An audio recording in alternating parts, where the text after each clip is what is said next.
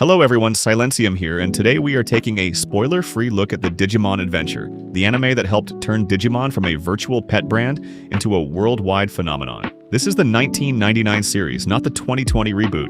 Digimon Adventure was produced by Toei Animation and began airing on Fuji TV in Japan on March 7, 1999. It ran for 54 episodes and ended on March 26, 2000. Hiroyuki Kakudo served as series director, Keisuke Okuda was a key producer, Katsuyoshi Nakatsuru handled character designs, and Takanori Arasawa composed the Japanese score. Digimon itself grew from Bandai and Wiz's digital monster Virtual Pets, but the anime gave the idea a continuing story, a recognizable cast. The premise is simple without revealing anything important. A group of children is suddenly transported to the mysterious digital world, where each child meets a Digimon partner. The series mixes adventure, fantasy, science fiction, comedy, monster battles, and coming-of-age drama.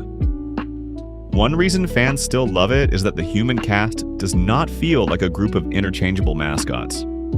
The children have different personalities, fears, strengths, and weaknesses, and those differences affect how they work together. Their Digimon are not simply weapons or creatures to collect either. They have personalities of their own, so the bond between human and partner becomes the emotional center of the story. Beneath the colorful monsters and transformations, Digimon Adventure often deals with courage, friendship, responsibility, insecurity, trust, loneliness, and growing up. It can be funny and energetic, but also serious for a children's series. The digital world is another strength. It feels strange and unpredictable, combining natural landscapes, technology, and surreal ideas. And the anime lets the audience discover it alongside the characters. Digimon can be cute, mechanical, frightening, animal-like, angelic, or completely bizarre.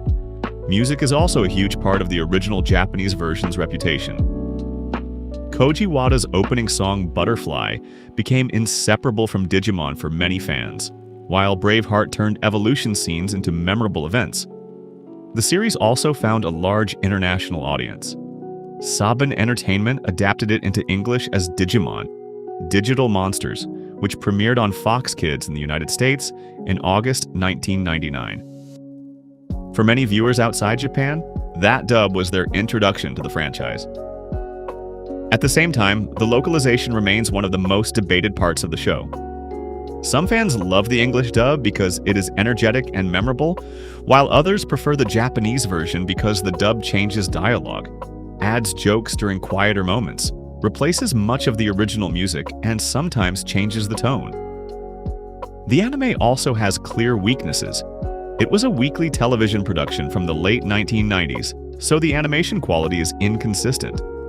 Movement can be limited, shots may be reused, and evolution sequences appear repeatedly.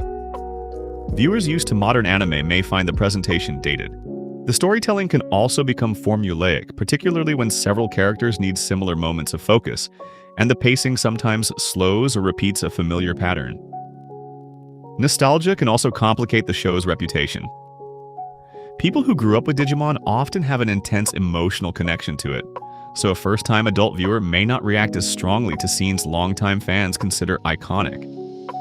Digimon was also constantly compared with Pokémon in Western media because both became popular at the same time and featured children with fantastic creatures. The comparison is understandable, but the shows approach their ideas differently. Digimon Adventure is strongly serialized. Its partners are individual characters rather than a collection to be caught, and its story gives major attention to the personal growth of a fixed group of children. That does not automatically make it better, only different. So, is Digimon Adventure still worth watching today? If you want flawless animation, extremely fast pacing, or a modern visual style, its age will be obvious. But if you enjoy ensemble casts, sincere character drama, imaginative monsters, memorable music, and stories that take young characters' emotions seriously, there is still plenty to appreciate.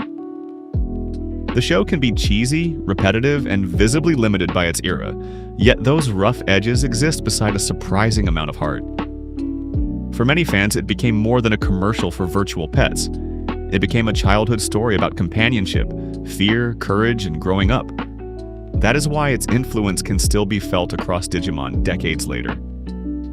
If you enjoyed this spoiler-free trip into the digital world, subscribe to the channel for more anime videos.